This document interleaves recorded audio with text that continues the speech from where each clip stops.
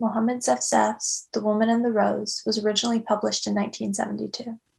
It was the young author's first novel, but he was soon to become one of Morocco's most beloved storytellers. The novel follows a young man, Mohammed, as he attempts to escape the social, political, and economic inequities of the post-independence era. Disillusioned with the miserable state of exile experienced by intellectuals in Morocco, he is inspired by the unnamed interlocutor of Chapter 1 to leave his country for Spain. Mohammed expects life abroad to be marked by one heroic achievement after another, but instead finds himself again in a miserable state of exile, still destitute and on the margins. Only now he's in Torremolinos, a small town on the southern coast of Spain, just west of Malaga.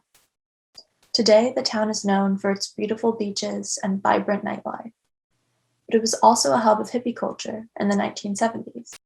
Throughout the novel, Zafzaf offers details from the countercultural scene in poetically experimental and politically dissident language, similar to that of the Beat Generation writers.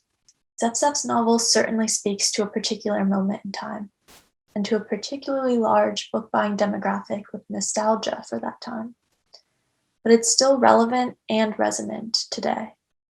The novel interrogates questions of migration, racist stereotypes, and the relationship between Morocco and the West. Zafzaf is sometimes called the Tolstoy of Morocco, but unlike Tolstoy, he has hardly encountered Anglophone audiences. We were still making our way down the cliff when we found ourselves standing before an hotel. 3 young men appeared, carrying folk instruments and wearing matador suits. The spectators cleared the square for them. One began to twirl as he played a metal flute. Suze pulled me in close, tightly, until her bottom pressed against what's between my thighs.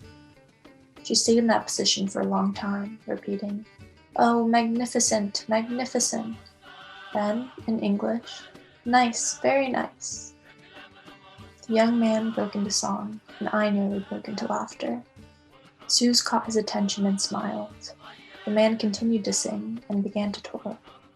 He was spinning and spinning, raising a hand and waving it in the soft evening breeze. Harsh laughter pierced the twilight space. An old American woman clutched the camera that dangled from her shoulders, gazing hungrily at the young man as she whispered to the old one in her company. Suze was still stationed between my thighs. Later, I discovered she didn't like to do the same in bed. There was an uncompromising heat in my lower half, and a delicious tingle in my knees. The noise increased and the circle expanded. The old woman cackled while the flash of her camera shone through the crowd. The third young man began to spin, gazing at her while the first, the one with the flute, raised his head to the skies and played for the spirits far away in the night. I sensed that his eyes were trained on each and every dazzled female tourist. The circle expanded again, so Suze readjusted. The tingle in my knees remained, while the heat in my groin disappeared. A voice from behind shouted, "Gitanos!" The voice then began to shout, "Roma, Roma, Roma!" At the sound of that word, the 3 young men picked up speed, moving more and more frenetically.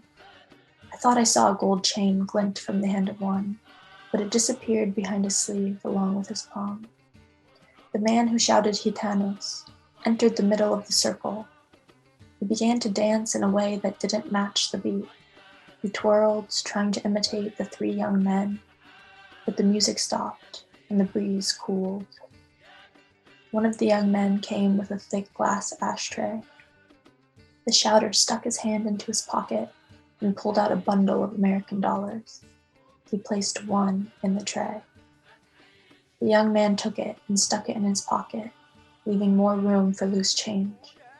The old woman took out a handful of coins, some brassy yellow and others silvery white. She placed them in the tray and clutched her camera once more. The 3 men formed a line and performed a few acrobatic movements as the old woman took their picture. One pulled back and the other 2 followed. They entered the cafe to keep the game going. I took Suze by the hand. She said pardon to a woman who bumped into her. I tried to take breaths of intense depth and of yearning. The breeze was soft and the crowds thick. Music blared from various alleys and nightclubs. Suze continued to envelop me without speaking. Finally, we uttered a few disconnected words which bore no relationship to one another whatsoever. In any event, we could fill the void with anything. Words began to take off, flying through the breeze. Crowds are intense, the weather is magnificent, the night is beautiful, and so on and so forth.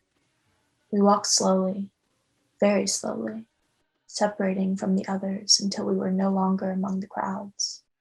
We were alone, and we saw others alone. Women with men, women with women, men with men, but no children with children. My hand inadvertently fell onto a sensitive spot on Suze's body. She trembled and pulled me in close, tightly.